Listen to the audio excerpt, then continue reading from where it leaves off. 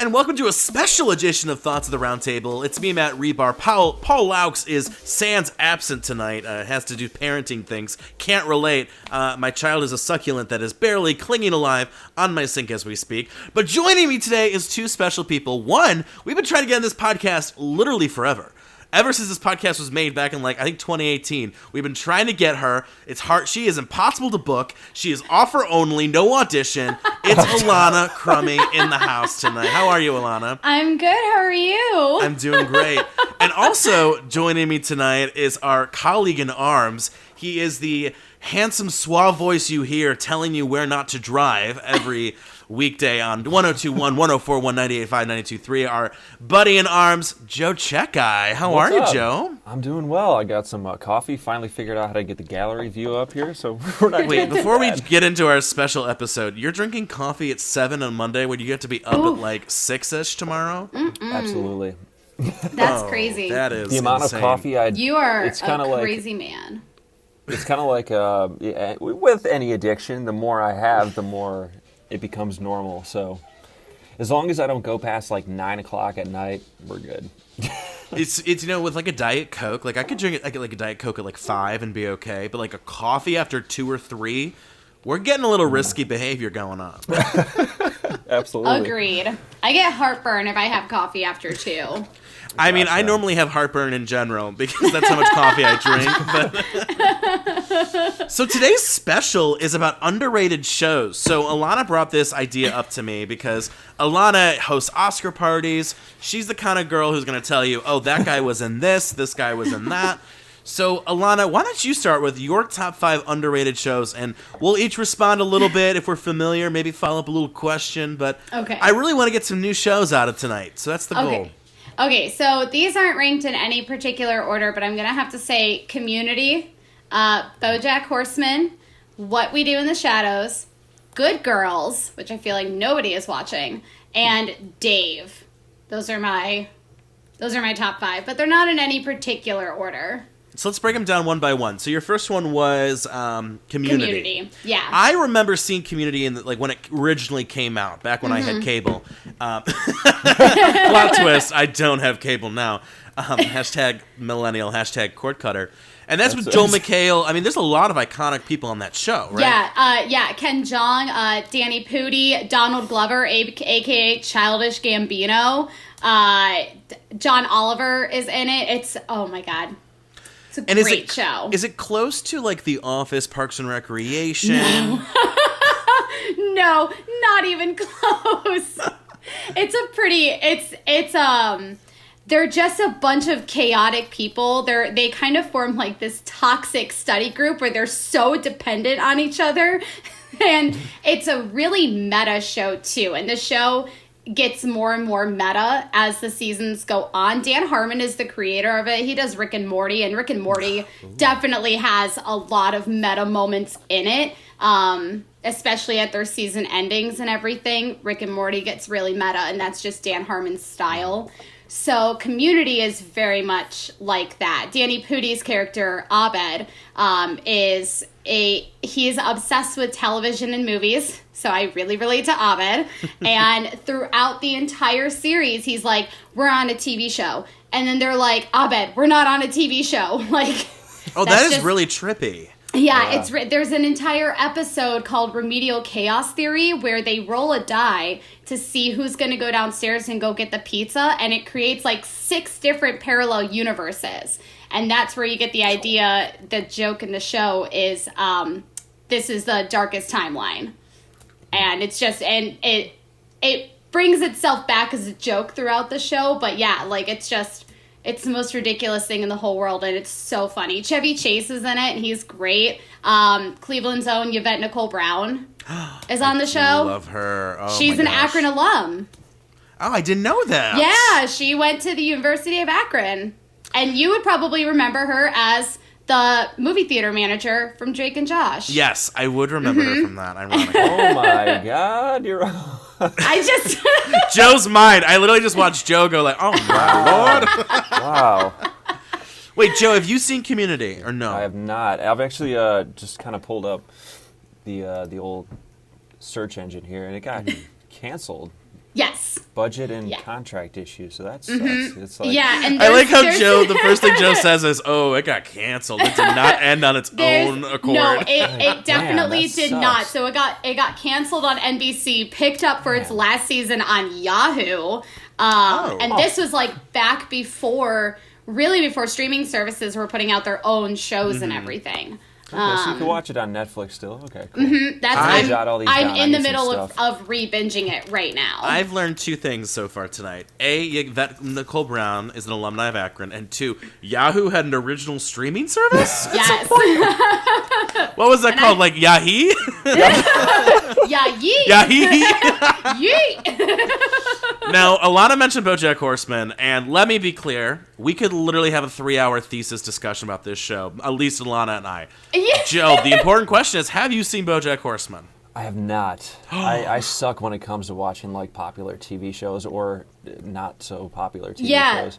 So BoJack is such a good show. It's the idea of like this washed up celebrity. He was famous in the 90s, trying to have a comeback, just like a lot of celebrities from the 90s are trying to have right now.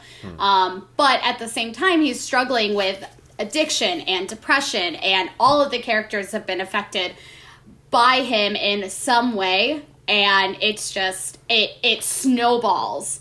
And every season it just gets worse and worse until it finally catches up to him at the end, and it's just I think one thing to So note good. about BoJack Horseman, it's an animated show, and what's cool about it is it's not just humans; it's like human-esque animals. So like BoJack Horseman's a horse, Right. humanoid horse, and I think people look at it and they don't take it seriously. There's definitely a reputation for animated shows to be looked at as childish or immature, but I'm telling you, this show is top 10 all time. I think for me.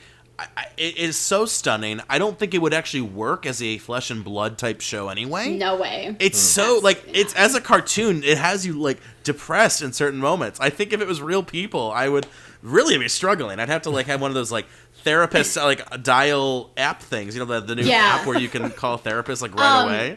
Will Arnett has said that BoJack Horseman was the hardest role for him because he would take a lot of that stuff home with him because of how dark that show is. Actually, BoJack Horseman changed the way a lot of TV critics were like writing the reviews because they wrote the show off after like only the first half of the first season, and because of the sudden 180 that the show takes, and you really see what it's about, and you see that it's not just like this satire on Hollywood and how dark the show actually is.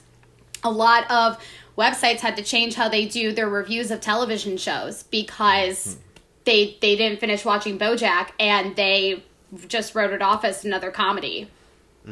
So, And your third show, Alanna, I think I've seen a clip of it and I liked it. So now I really need to sit down and watch it. yeah, What We Do in the Shadows. Now that is a funny show that nobody is watching. Probably the biggest name on that show is Matt Berry. Who he's famous in London and everything, and England. I feel like he's having a hard time. He's had a hard time breaking through into the U.S. But He's like the Kylie Minogue of male actors. Yes, and you might very recognize his popular voice. everywhere else but America. Like Americans are like, who? And like Yes. in UK, like #1 album, biggest Yeah. album of last year. You might recognize his voice though from the recent Advil commercials that he's doing. He just has this really deep, like British. It's just so over exaggerated, but that's just his voice. He actually does an episode of Community too, where he plays a grifter professor. But it's based now. That is like The Office, but with vampires. Okay, But it's interesting. hilarious. It's based off of a movie with one of the guys from Flight of the Conchords, and Oh my it's God. hilarious. I'm surprised. I Have you haven't seen that this movie, yet. Joe? I have not. I am familiar with the comedy, though. Yeah, the movie is pretty good, but I think the TV show is funnier. My fiance and I, Eric, we watched the movie after watching the show. We were like, the show is way funnier, like without a doubt, and like top-notch cameos. Mark Hamill, that's my favorite one. is Mark I love Hamill. when like shows that probably have a budget of like $10 can get these really interesting actors and actresses because the show's so good that actors and actresses are like, I want to be in the show. That's how you know the show's good, when it's like, oh, that cost $5 to make, but like, Oh, yeah. Mark Hamill rolled in. Mark Hamill. like Mark that. Hamill is like, I love him. He's the biggest nerd. He's a great follow on like Twitter and Instagram. He's so funny, and he was so excited to do that show. Like he really wants to come back for another episode and do it. Like he was so happy to do that show. So that is a good one. Season 3 is up in the air right now because of COVID. Season two premiered like literally right before the pandemic hit. So when they were supposed to start filming for season 3, they couldn't. So I don't know when it's going to start, but it's really funny. Nick Kroll's in it too. Oh, And- I do like Nick Kroll. No, who doesn't love Nick Kroll? So There are some people. okay, Just go on Twitter a little bit more. Okay, fair enough, but still, great And show. what were your other two? I'm trying to remember. Good Girls, which is if anyone has ever watched Desperate Housewives, I think you would really like Good Girls. Okay. It's got Mae Whitman in it, and honestly, the only reason I started watching the show is because she's the voice of Katara on Avatar. So that's the only reason I started watching the show. Christina Hendricks, who was on Mad Men, and then Retta, who is on... I love Retta from Parks and Rec. Yes, of course. I love Retta, I love and her. she's on it. And so they play a bunch of women who are like down on their luck. Like one is Christina Hendricks, her husband Matthew Lillard is like cheating on her. Retta is in a really bad financial spot, and her kid has like serious health issues. And then Mae Whitman is a single mom raising, her transgender kid. And they decide, you know what, just this one time we're gonna rob this store. We're gonna, rob the store that Mae Whitman works at, take all the money, we'll be good to go. Turns out that there's like a gang involved, and now they are part of it, and every season they keep trying to outsmart this gang, but they can't, and they just keep getting sucked back into the bad stuff, so they're not really good. Feels like there's anymore. like a little like Breaking Bad to it a little bit. And Kind I've never of. seen Breaking Bad. I know, shame on me. Shame. Yeah, no, shame, I've never shame. seen it either. Really, Joe? Have you seen Breaking Bad? I've seen like maybe 2 episodes. Maybe. This is like people are gonna be listening to this roll like they're cars in the ditch. Like the three of us, like we didn't see it. I mean, everyone's seen Breaking Bad, but us three, I guess. The most now I've don't seen get of me Breaking wrong. the most This- I've seen of Breaking Bad is the American Dad episode when they watch the entire series in reverse. Like that's the most of Breaking Bad I've ever. Which is the happiest because at the end the kid doesn't have cancer and he's not a bad guy. It's like, Right, but then they find the creator like dead, like buried 6 feet under because he thought people would like pick up on it faster. that's funny you mentioned American Dad. On my top 5 list, that is one of my 5 is American Dad. I think people think of it as like secondhand Family Guy, but I think it's better than Family Guy. And I just think the Really? character of Roger is so interesting because he can play whatever character. He can play sassy housewives. He can play like the lawyer. He can play, and that having that adaptable character, I think really allows more plot lines. And Alanna, we've mentioned too. I think on Family Guy, Lois and Meg are they don't really get good character development. They don't get good No. stories half the time. They're kind of written off. And I love my female characters, and I feel like American Dad has more stronger female characters in Francine and Haley a little bit. So Yes. But Roger, Yeah. I think Roger's one of the best characters of all time. Roger can be paired up with any character he can be paired up with Tuttle on that show, and it would be an A plot. Like it would be plot A storyline. Yeah. Like anything Roger does is great. The Pecan Sandies. Did you get my pecan sandies? Oh Pretty sure I asked for The pecan same sandies. person who it was like, I can't believe they didn't watch Breaking Bad, but they can quote American Dad Oh yeah. Well, just, episode out. one of my I all-time can quote favorite. any TV show. Yeah. What were you saying, It's Joe? An amazing talent that Alanna has. Like, still shocking. That's awesome. Family Guy is like one of my favorite shows of all time, except for some of like the episodes in the recent years where it's just kind of like, okay. Yeah. Like it's very hit and miss, but like the first handful of seasons was like, oh my god, I can't stop laughing. Yeah. This is hilarious. I still keep up with Family Guy, and I think there's some really good episodes there, but there are some episodes where you're like, what intern wrote this? Yeah, right. And maybe that's it's it like- too. Maybe Seth only, writes a little bit, or I just feel kind like of gives Seth the has yes, stepped no. back. Yeah. Yeah. I feel like he stepped back from both. Oh, he except for definitely like did. his voices and everything. So I feel like with Family girls- Guy had a heyday, like seasons 5, 6, and 7. I remember being like really good, and then kind of after that, it kind of like plateaued. I think American Dad is having a renaissance now because they're on TBS. And I feel like they're given more freedoms, and so I feel like that's given. And again, when it hits, it's really hitting. And of course, you have some plots that you're like, okay, this is way too silly, but Yeah. My second show. Have either of you seen Nathan for You before? Okay, so this is a Nope. Comedy Central show that's on Hulu right now. And it's this comedian, and he plays his character of himself, basically. It's very deadpan. He goes to businesses and tries to help them with crazy ideas. So, for example, this one realtor, he tries to help her by branding her as the ghost realtor. And so she makes sure her homes are ghost-free. And, like, the one scene that's so funny is, like, there's, like, a ghost in one of her houses, and the lady's there. And it's, like, these real people just, like, and he's just, like, manipulating it so beautifully. And, like, she's like, I do have to let you know the house has a succubus on the second floor. Succubus. And it's so insane. Like, the one I just watched, too, like, he has a maid company. He's like, okay, so if 2 maids can clean a house in 2 hours, then 40 maids can clean a house in 6 minutes. So he tests it out with the one house. 40 maids run into this house. It's insane. It's just so, like, it's like concepts that are so stupid, but some of them I feel like genuinely work. So if you kind of like business, you like comedy, that's one. I love Golden Girls, and so when Grace and Frankie came out on Netflix, I loved it. And I still get made fun of for Grace and Frankie, but it has an amazing cast. Jane Fonda, Lily Tomlin, you got Daddy Sheen, is it Robert Sheen?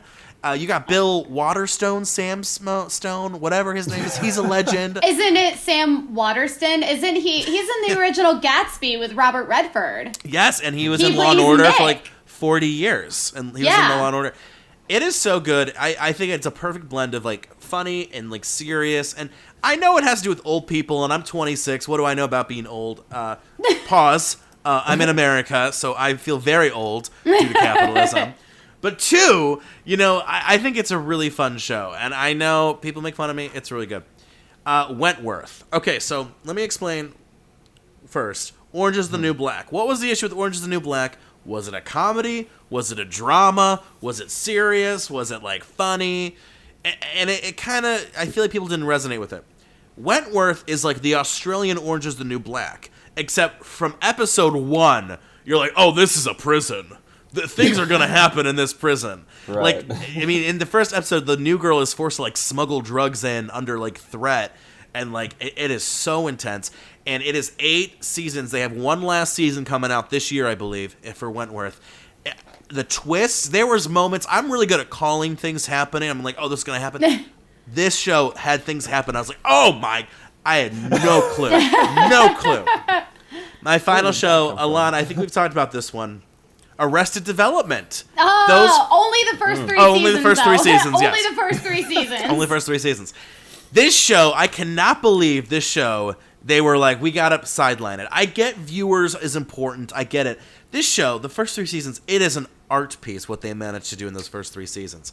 Now, season 4 and season 5, let's forget about those. We're leaving those on the shelf. They don't But those exist. first 3 seasons were phenomenal. I Yes. mean, cannot, like, the amount of memes that the amount of quotes from that show, it's insane. I'm afraid I just blew myself. Like, Michael, how much does a banana cost? $10? here's some money. Go see a Star Wars. That's my favorite one. Eric's favorite episode is bringing up Buster. When Michael has to watch Buster for the day, and at the end when Michael's like, you flew a little too close to the sun, buddy, and then Lucille goes, you let him go in the sun? I think my favorite have to be, it's like the 3 episodes where Julia Louis-Dreyfus guest stars as the blind lawyer who's not blind. That is like the epitome of comedy, when they like break into their house and she can see them, but she has to pretend that she can't see them because she's pretending to be blind. And they're like doing like crazy acrobatics across like the dryer and the table. And she can see it all happening, and her she's just dog is the one pretending. that's blind. Like, And then she gets pepper sprayed, and then she actually is blind later, and it's so, because then Michael throws the book at her at the courtroom. So, I mean, that is peak comedy right Yes, there. I absolutely. mean, so good. Joe, Educate us. What are right. some of your underrateds? So I'm going to preface this by a most recent ex-girlfriend of mine. She was very, very into TV shows. So a lot of the shows that you have brought up, I've seen bits and pieces of, like Good Girls. I've seen, wasn't there a scene with, like a school bus or something, and there was a cooler inside it? Mm-hmm. I think so. So with that one, I've seen that. So no particular order. The Eric Andre Show, for sheer comedy. For sheer comedy. It's just like, and actually looking at this list of mine here, a lot of it is comedy. It's very difficult for me to get into certain series unless I'm like super, super interested in it. So the Eric Andre Show was just, I saw a preview or something. I was probably drunk at the time. I was like, this is hilarious. And this just became one of my favorites after that. And the second is a show called Manifest. It was that came out last year, right? That started last year? I believe so, or Okay. maybe the year prior. But Okay. they were approved for, I believe, a third season. So the whole plot is there's this whole crew of passengers on a plane, and something happens up in the sky to where they just get zapped into like the future.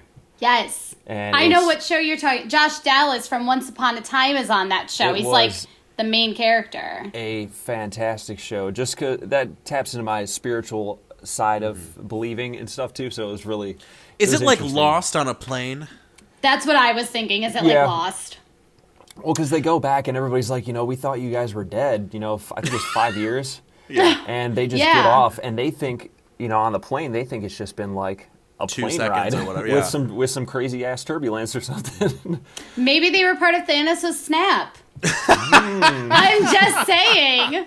They called it the blip, and it was for 5 years. Thanos so. went like all that. Can I real quick hashtag late night confession?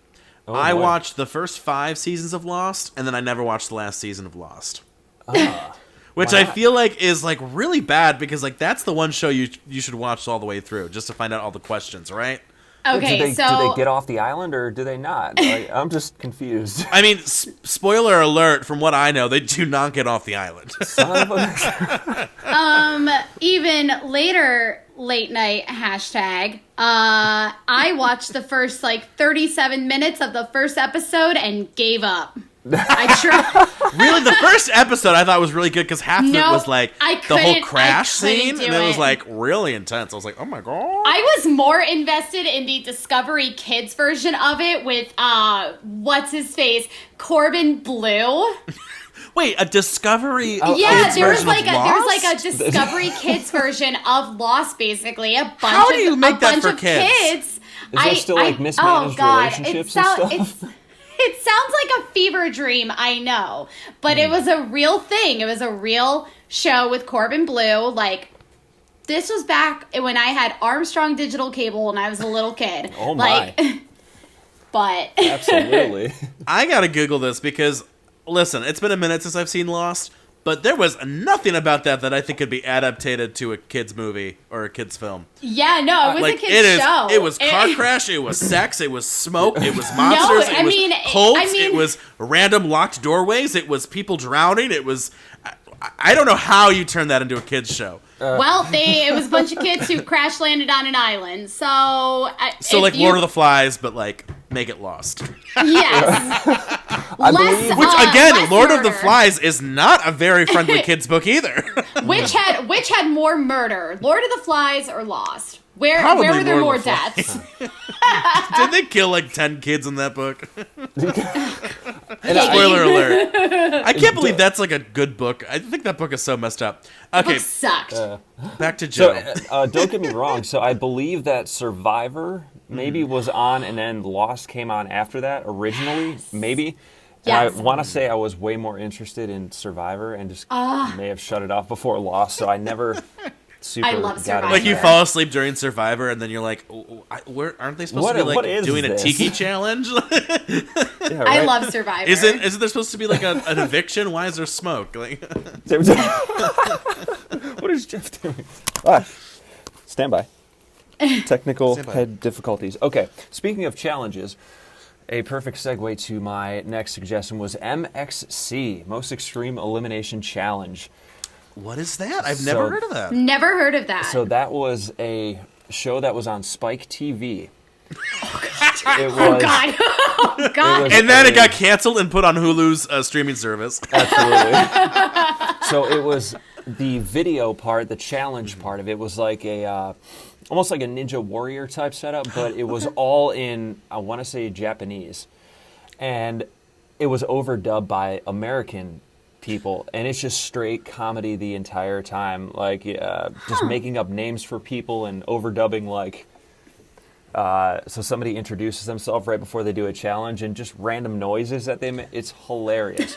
So yeah, with all the craziness going on in the world, I like to be able to laugh at some stuff, and a lot of comedy shows are a part of this. So I'm gonna get kind of nerdy in the rest of it. How It's Made is one of my God! all-time favorite Yes, shows. Joe. Yes. Stan Queen, yes. I never. You could sit and watch that show for hours. Absolutely. And oh God. I could never. When am I ever going to use that knowledge? I have no idea. Like, I know how a chair is built. Like, that's cool. Right. I guess it's just more so of like, oh, that's how it's done. That's interesting to me. Listen, if the apocalypse happens, I'm going to go to Joe Czekaj's house because he'll have, like, I know how to make a chair. Like, The world is on fire, but that chair's going to look so good. not only is it a chair, but is a strong defense mechanism. It turns into, whatever. So the last one I have here is This Old House, only because it's underrated in my mind because of how naive I was when I first watched the bulk of it. I didn't realize how useful it would be as I got older and different applications that I would need, and just sitting there like watching it with my dad because he was a carpenter, and like, when am I ever going to need this, Dad? When? And 10 years, 20 years down the line, it's like, oh, I know how to do that. I can do that. So it's just pretty normal stuff. That's touching. I like that. Good Before stuff. we go, I do have to ask your opinion. Today, it's breaking news. HBO will be adapting Harry Potter for a TV series. Oh, my. What do we think of that? I don't know, because like J.K. Rowling's still gonna get the money for it. Listen, and that was the first thing I thought too. I was like, oh no, she not doesn't J.K. support transgender women, so I have a problem with that. It's just super crazy how those books like wrote themselves and just published themselves. So let's pretend Harry Potter was written by a god in the sky. How do we feel about this? I'm curious because the movies were really well done, but having a TV series, they're going to be able to go into so much more depth and detail, and it's a surefire win. It's going to do well. So my question is, it's dependent on it running for as many seasons as they need. That's the only problem. It's dependent on it being so good that they renew it for each season. I don't think they're going to have any problem renewing it. It's HBO. I think HBO always knocks it out of the park. Yeah, but have you seen the last season of Game of Thrones? But HBO doesn't always knock it out of the park. But that's the thing. I think going into this, they know they can't do Game of Thrones. Like, they need people committed.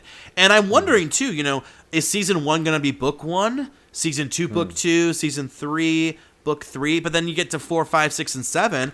Those books could be 2 seasons easy, right? Exactly. That's why I'm saying that it's gonna be so dependent on being constantly renewed, contract negotiations for the actors, all that kind of stuff going into it. It's going to be dependent on having to be at least probably 10 seasons long.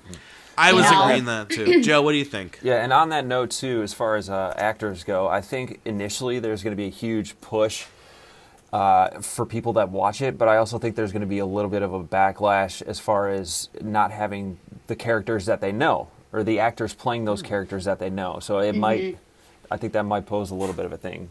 I mean, who else can you, going off of what Joe says, like, who else can you picture playing Severus Snape?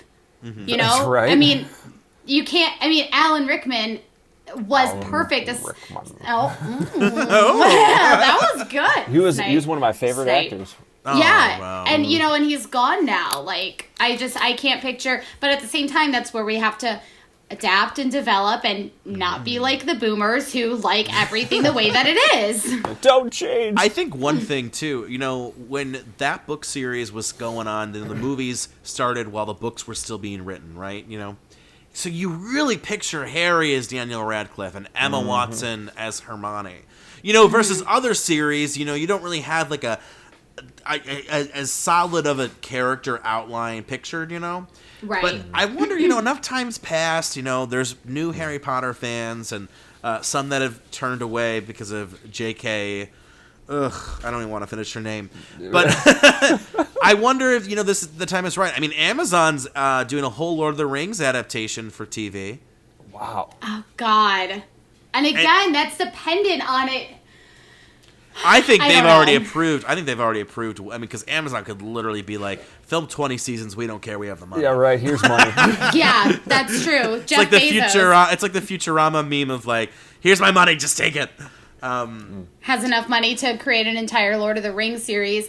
Not enough money to pay all of its employees benefits. It's like, you know what? We really do want to put in $3 billion in this Lord of the Ring remake. But That sounds good. if you work for us, ooh, can you get those food stamps? Ooh. Sorry. I think that Harry Potter and Lord of the Rings alike have those deeply embedded fan groups that are just going to like them no matter what. I agree. Anything that's part of their echelon of whatever they put out, that they're going to be behind them. So I think it'll be interesting to see what happens and how people receive that, who are just coming into it for the first time.